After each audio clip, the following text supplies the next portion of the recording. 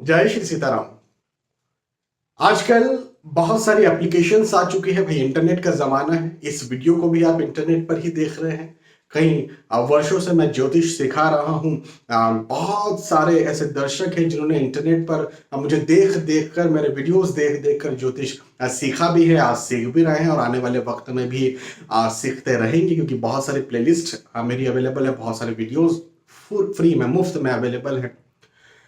तो आज हम क्या बात कर रहे हैं, देखिए, चूंकि आप सभी यदि ज्योतिष में रुचि रखते हैं तो आप सभी के पास मोबाइल में कोई ना कोई एस्ट्रोलॉजी की एप्लीकेशन होगी, या कहीं वेबसाइट पर आप जाते होंगे और खुद ही डिटेल्स डालते होंगे, date of birth, birth place, birth time, और फिर उसके आधार पर आपको बहुत सारी चीजें जो हैं वो एप्लीकेशन या कोई वेबसाइट बता देती है। अब उसमें बहुत सारी जानकारी होती है, कई बार तो 600 पेजों की जानकारियां होती हैं। हाँ, तो इतने सारी जब जानकारियां होती तो कई बार आप कंफ्यूज हो जाते हैं। और फिर मेरे पास जब आप सभी में से कोई आते हैं तो अपने कंफ्यूजन्स लेकर के आते हैं, और कई बार खुद ही अपने मन से उस ऐप में देखते हैं कि इस ऐप में ऐसा ऐसा बताया गया है, और उस ऐप में जैसा बताया है उस आधार पर खुद ही अपना लॉजिक लगा लेते हैं और अपना कोई उपाय कर बैठते हैं। कई बार वो उपाय जो है वो गलत भी हो जाता है। मैं ऐसा नहीं कहूंगा कि हमेशा ही गलत होता है, कई बार गलत भी हो जाता है। ऐसे ही आज हम बात कर रहे हैं अस्तता के विषय में। कोई ग्रह अस्त कैसे होता है, अस्त क्या होता है, हम इसे समझ रहे हैं। एप्लीकेशंस में या वेबसाइट्स में कई बार मैंने देखा है, सॉफ्टवेयर्स में कई बार मैंने देखा है कि कोई ग्रह अस्त नहीं भी होता तो भी उस ग्रह को वहां पर उस जगह चार्ट में अस्त बता दिया जाता है, और जब बता दिया जाता है तो फिर कंफ्यूजन पैदा हो जाता है। आप जैसे आप जो लर्नर्स है, जो सीखने वाले हैं, उन लोगों को। तो सबसे पहले तो ये समझेंगे कि अस्तता क्या होता है। अच्छा, उसके भी पहले एक और बात समझिए आप। बहुत ज्यादा वेबसाइट या एप्लीकेशंस पर डिपेंड होना अच्छी बात नहीं है। आपको खुद ज्योतिष सीखना चाहिए। मैंने इतने सारे वीडियोस बना करके रखे हुए हैं यूट्यूब चैनल VS एस्ट्रोलॉजी की playlist astrology lesson in Hindi में। आपको ढेरों ऐसे वीडियोस मिलेंगे जिन्हें देख करके आप बेसिक एस्ट्रोलॉजर तो बन ही सकते हैं। बेसिक लेवल पर आपको किसी एस्ट्रोलॉजर की जरूरत नहीं पड़ने वाली। इतने सारे वीडियोस तो अवेलेबल है, ये दावे से मैं कह सकता हूं। देखिए, कोई भी जो प्रोफेशनल होता है ना, आप टीचर की बात करें, आप डॉक्टर की बात करें, आप लॉयर की बात करें, आप एस्ट्रोलॉजर की बात करें, जो एक प्रोफेशनल है, जो एक कंसल्टेंट है, उसकी जगह आज तो कोई कंप्यूटर नहीं ले सकता है। कोई ऐसा थोड़ी कह सकता है कि ये कंप्यूटर या ये सॉफ्टवेयर बता रहा है कि आप केस जीत जाएंगे या केस हार जाएंगे, मुझे वकील करने की जरूरत नहीं है। कोई कंप्यूटर या सॉफ्टवेयर बता रहा है ये ऑपरेशन तो करना ही पड़ेगा, मुझे डॉक्टर की जरूरत नहीं है। ऐसा तो नहीं आप कह सकते ना। कोई कोई कंप्यूटर बता रहा है भाई ये जो है ये जीत ही जाएंगे, ये वाला जो एस्ट्रोलॉजी है मान के चलें, तो ऐसा ऐसा उपाय हम कर लेते हैं और ये उपाय करके हमें फायदा मिल जाएगा, हमें एस्ट्रोलॉजर की जरूरत नहीं है। तो ऐसा आप नहीं कह सकते। तो मैं कह रहा हूं, आप किसी एस्ट्रोलॉजर के पास नहीं जाना चाहते, मत जाइए, लेकिन खुद तो एस्ट्रोलॉजर बनिए, खुद तो सीखिए, लेकिन कंप्यूटर पर, सॉफ्टवेयर पर, एप्लीकेशंस पर ज्यादा डिपेंड ना हो। हाँ, चार्ट की अलग विषय, लेकिन चार्ट का एनालिसिस जो निकल के आता है उस पर डिपेंड होने की जरूरत आप लोग को नहीं है। तो आज हम अस्तता को समझते हैं। अस्त का मतलब क्या होता है। जब हम अस्त की बात करते हैं तो हमारे ध्यान में सबसे पहले कौन आते हैं भाई? सूर्यदेव आते हैं, सूर्यास्त, यही कहते हैं हम अधिकतर। तो सूर्यदेव, सीधी सी बात है भाई, सूर्यदेव के करीब यदि कोई ग्रह आ जाते हैं तो वो ग्रह अस्त हो जाते हैं। सीधी सी बात, कोई बहुत ऐसा लॉजिक नहीं, कोई रॉकेट साइंस नहीं, क्योंकि सूर्य देव की अपनी एक प्रभा है, सूर्य देव का अपना एक प्रकाश है। हाँ, सूर्य देवता का अपना एक तेज है, तो उसके करीब यदि कोई ग्रह उस तेज के करीब आ जाते हैं तो वो ग्रह दिखना बंद हो जाएंगे। एक मान के चलते हैं ये सूर्य देवता का एक ऑरा है। या मान के चलें, उदाहरण दे रहा हूं कि यहीं तक सूर्य देवता का ज्यादा प्रकाश पहुंचता है। ज्यादा मतलब यदि इसके भीतर भीतर कोई ग्रह आएगा तो दिखना बंद हो जाएगा। तो मैंने कहा कि यहां पर जो है वो चंद्रदेव आ गए। अब चंद्रदेव यहां पर आ गए तो दिखना बंद हो जाएंगे, लेकिन चंद्रदेव यदि यहां रहे तो फिर दिखेंगे।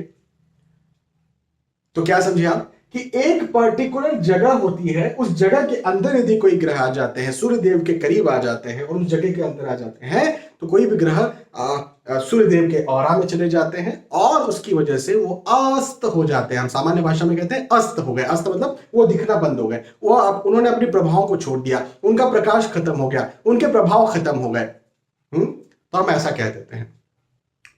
अब प्रश्न ये आता है कि इस औरा को कैसे समझे, कितना होगा, कैसे कैलकुलेशन करेंगे इस गोले का। मैंने गोला तो बना दिया आपको समझाने के लिए, लेकिन ये प्रैक्टिकल थोड़े, ऐसा कैलकुलेशन कैसे होगा, तो वो कैलकुलेशन मैं आपको बताता हूं। वैसे टेक्निकल कुछ कैलकुलेशंस है, वो मैं आपको पहले समझा देता हूं। उसके बाद में फिर प्रैक्टिकल जो मैंने अपने जीवन में प्रैक्टिकल पाए हैं। देखिए, किताबी नॉलेज एक होता है, एक प्रैक्टिकल नॉलेज होता है। कई बार प्रैक्टिकल नॉलेज अलग काम करता है। यदि आप प्रोफेशनल खुद हैं तो आप इस बात को समझेंगे। ये सारे ग्रहों के मैंने नाम लिखे हैं राहु केतु को छोड़कर। राहु केतु अस्त नहीं होते हैं। राहु केतु के साथ में आएंगे तो सूर्य देवता को ग्रहण लगा देंगे, तो राहु केतु की बात हम नहीं करेंगे, बाकी सारे ग्रहों की बात करेंगे। तो जिसे चंद्रदेव की हमने सबसे पहले यहां पर बात की, तो चंद्रदेव का टेक्निकली एनालिसिस ये है कि 12 डिग्री के भीतर भीतर यदि चंद्रदेव सूर्यदेव के आ जाते हैं तो ये अस्त हो जाते हैं। अब इसको थोड़ा सा मैं समझा देता हूं। हर ग्रह की अपनी एक डिग्री होती है। 12 डिग्री मैंने कहा, इसका मतलब क्या हुआ, डिग्री को भी मैंने बहुत अच्छी तरह से समझाया है, आपको वहां पर प्लेलिस्ट में जाकर के समझना चाहिए। हर ग्रह की अपनी एक डिग्री होती है, 0 से लेकर के 29, ऐसी 30 डिग्रीज, 30 डिग्रीज होती हैं। तो मान के चले हैं कि सूर्य देवता की यहां पर डिग्री जो है वो 10 है, एक उदाहरण के तौर पर। हर ग्रह की डिग्री होगी तो कुछ ना कुछ तो सूर्य देवता की डिग्री होगी, कुछ ना कुछ तो दूसरे ग्रह जो पास में आए उनकी भी डिग्री होगी। तो सूर्य देवता की डिग्री मैंने कह दिया 10 है, और चंद्र देवता को कह दिया मैंने डिग्री है 29।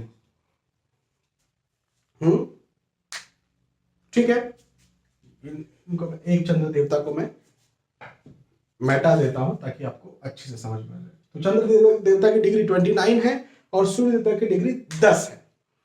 अब यदि आप इन दोनों डिग्री के कैलकुलेशन करेंगे कि कितना दूर है सूर्यदेव से चंद्रदेव, कितने दूर हैं, या चंद्रदेव से सूर्यदेव कितने दूर है, कैसे समझ में आएगा भाई? 10 डिग्री ये है, 29 डिग्री ये है, सीधी सी बात है, 19 डिग्री दूर है। तो सूर्यदेव से चंद्रदेव या दोनों एक दूसरे से 19 डिग्री दूर है, तो 19 डिग्री का डिफरेंस है। तो मैंने यहां पर क्या कहा था, चंद्रमा 12 डिग्री में अस्त हो जाते हैं। यहां पर कितना अंतर हो गया, 19 डिग्री। अब 19 डिग्री का यदि अंतर हो गया तो क्या ये अस्त हुए? नहीं अस्त हुए। तो कैसे अस्त होते फिर? तो 29 डिग्री को हटा देते हैं, सूर्य देवता को वही रहने देते हैं 10 डिग्री। अब यहां पर हम चंद्रदेव की जो डिग्री है वो लगाते हैं 15। अब मुझे बताइए कि इन दोनों के बीच में कितना अंतर रह गया, 5 डिग्री का। 10 डिग्री सूर्यदेव, 15 डिग्री चंद्रदेव, यानी 5 डिग्री करीब आ गए। अभी कितने थे, 19 डिग्री दूर थे, अब 5 डिग्री करीब आ गए सूर्य देवता के। तो 5 डिग्री के अंतर होने की वजह से 12 डिग्री से तो कम हो गए, तो चूंकि 12 डिग्री से कम हो गए इस वजह से चंद्र देवता हो जाएंगे अस्त। आपको समझ में आया कॉन्सेप्ट? सीधा सा सिंपल सा कॉन्सेप्ट है।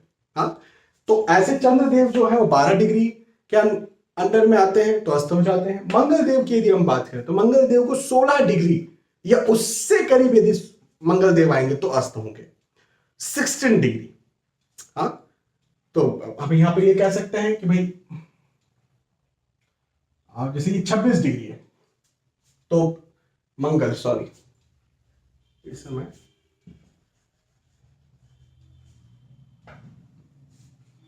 मंगल, तो अब सूर्य और मंगल के बीच में कितना अंतर है, 16 डिग्री का।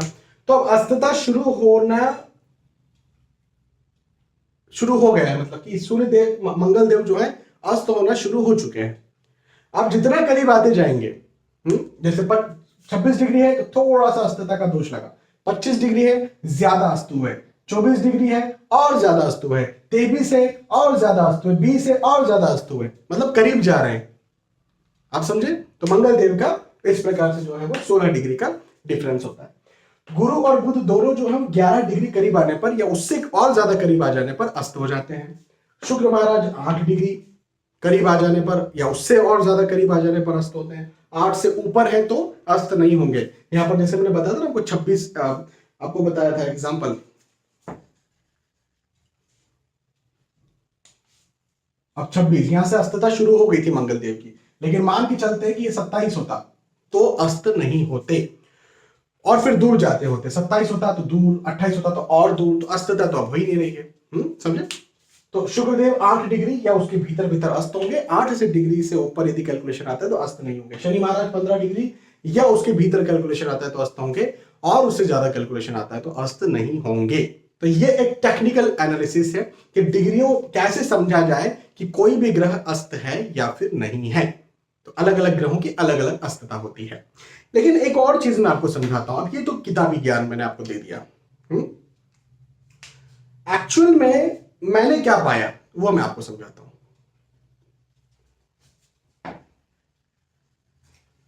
एक्चुअली मैंने ये पाया कि 8 डिग्री, सारे ग्रहों की मैं बात कर रहा हूं, ये सब टेक्निकल ज्ञान आपको देना जरूरी था, नहीं तो कहीं और आप किसी किताब में पढ़ लेते तो आप कहते कि अरे आपने क्या गलत सिखा दिया। ये मैंने आपको टेक्निकल ज्ञान दिया। अब एक्चुअल ज्ञान जो मैं खुद देखता हूं कुंडलियां और पाता हूं, जब लोगों से सुनता हूं उनके विचार, तब मैं पाता हूं कि कोई ग्रह अस्त कब होता है। तो सूर्य महाराज का मान लीजिए डिग्री 10 है, और मान लीजिए बुध महाराज का जो डिग्री है वो 18 है। अब ये कोई भी ग्रह, बुध की जगह कोई भी ग्रह आप रख सकते हैं, मैं इन जनरल एक बात कर रहा हूं। तो 8 डिग्री का मैंने आपको अंतर बता दिया। मैं कहूंगा यहां से जो है वो अस्तता शुरू हो जाती है, और इसके भीतर भीतर जब कोई ग्रह आते हैं तो फिर अस्त होने लग जाते हैं इन जनरल। और मैं सारे ग्रहों के बारे में बात कर रहा हूं, भले ही से मैं शनि महाराज की बात करूं जो मैंने 15 आपको यहां पर टेक्निकली बताया, भले से मंगल महाराज की जो कि मैंने 16 बताया। तो मैंने ये पाया है अपने कैलकुलेशंस में, और ये बताना, ये कोई बताते नहीं है। क्योंकि फिर बात ये आती है ना कि आप क्या गलत सिखा रहे हो। मेरा मकसद ये नहीं है कि आपको मेरा मकसद ये है कि आपको प्रैक्टिकल नॉलेज में दूं, टेक्निकल भी आप समझो, किताबी ज्ञान भी आप लो, लेकिन प्रैक्टिकल जो मैंने देखा है वो भी मैं आपके साथ शेयर करूं, तो वो मेरा फर्ज बनता है। तो मैंने ये पाया है कि 8 डिग्री या उसके भीतर भीतर यदि कोई ग्रह मिलते हैं तो वो हो जाते हैं अस्त। जैसे ये 18 डिग्री पे अस्तता शुरू हुई, और अब इसे 17 डिग्री करेंगे तो और पास आ गए, 7 डिग्री और अस्त हो गए, 16 करेंगे तो और पास आ गए और अस्त हो गए। तो ये आप ये इन जनरल ये मान करके चलिए कि 8 डिग्री या उसके भीतर भीतर यदि 2 ग्रह साथ में होंगे तो वो हो जाएंगे अस्त। इन जनरल ये मान के चलिए, और बहुत ज्यादा टेक्निकल होना है, ये मैंने आपको यहाँ पर बता दिया है, इसका स्क्रीनशॉट आप ले लीजिए। रही बात राहु केतु की, कि राहु केतु को अस्तता का दोष नहीं लगता क्या? जी नहीं, राहु केतु का अस्तता का दोष नहीं लगता। सूर्य महाराज जो है भाई हर किसी को कोई ना कोई तो डराता है, कोई ना कोई किसी न किसी से तो डरता है। तो सूर्य महाराज दूसरों को तो अस्त करते हैं, लेकिन रही बात राहु की या केतु की, कोई एक ग्रह होंगे सूर्यदेव के साथ ऑब्वियसली। तो यदि ये करीब आएंगे, अब वही कॉन्सेप्ट यहां पर वही है कि 8 डिग्री के यदि करीब आएंगे, हाँ, तो कोई दूसरे ग्रह होते तो अस्त हो जाते, लेकिन करीब आएंगे तो यहां पर सूर्य ग्रहण लगेगा। आप ये समझिए। अच्छा, सूर्य ग्रहण लगेगा तो सूर्य देव के जो खराब फल मिलते हैं, मैं यहां पर वो सूर्य ग्रहण की एग्जैक्टली बात नहीं कर रहा हूं जो सोलर एक्लिप्स होता है। मैं इन जनरल जो कुंडली में कुंडली में राहु और सूर्य के करीब जब आ जाए, कुंडली की मैं बात कर रहा हूं, क्योंकि वो इंसान तो एक ही बार पैदा होगा ना, बार बार तो नहीं होगा। तो सूर्यदेव के जो फल होते हैं, जैसे जैसे प्रतिष्ठा, मान, सम्मान, तो कहीं ना कहीं वहां पर बार बार ग्रहण लगता रहे, तो ऐसी स्थितियां जो है वो राहु या केतु जो भी पास में होते हैं वो देते हैं। हाँ, 8 डिग्री जो मैंने कहा उसके करीब करीब यदि होता है तो ऐसा होगा, उससे ज्यादा यदि होता है तो चिंता करने की जरूरत नहीं। कई बार मुझे कहते हैं सर सूर्य और राहु या सूर्य और केतु साथ में बैठे हुए हैं तो हम बड़े डरे हुए हैं कि पितृदोष है या फिर ग्रहण दोष है। तो मान के चले कि मैंने पाया कि भाई सूर्यदेव का डिग्री है 10 और राहु का डिग्री है 29, या केतु बैठे, जो भी एक ग्रह बैठे उनका डिग्री है 29, तो यहां तो कोई टेंशन की बात ही नहीं है ना। 8 डिग्री से तो दूरी है ना, तो काहे का ग्रहण दोष? तो कोई यहां पर किसी प्रकार का प्रैक्टिकल कोई ग्रहण दोष नहीं लगेगा। 8 डिग्री या उसके भीतर भीतर दोनों की करीबी है तो ही ग्रहण दोष लगेगा। और हाँ, खराब फल मिलते हैं, मैं मानता हूं इस बात को, मिलते हैं, तो वो एक नेगेटिविटी है। लेकिन पितृदोष यदि हम कहते हैं तो पितृदोष के बारे में मैंने अच्छे से व्याख्या की हुई है, अब जा करके, और वीडियो को देख सकते हैं। यदि आप मेरे वीडियो देखना चाहें ना, पितृदोष, अंगारक दोष, गुरु चंडाल दोष, वैसे तो आपको पूरा सीरीज मिलेगा, आप पूरा सीरीज एक एक करके देख सकते हैं। लेकिन स्पेसिफिक एक वीडियो देखना चाहें तो नाम डालिए आप पितृदोष कॉमा VS एस्ट्रोलॉजी, ये गूगल, माफी चाहूंगा, ये यूट्यूब के लिए मैं कह रहा हूं। तो वहां पर आप नाम डालिए, आपको मेरा वीडियो देखने को जरूर से मिल जाएगा। VS एस्ट्रोलॉजी जरूर लिखिएगा, कॉमा VS एस्ट्रोलॉजी।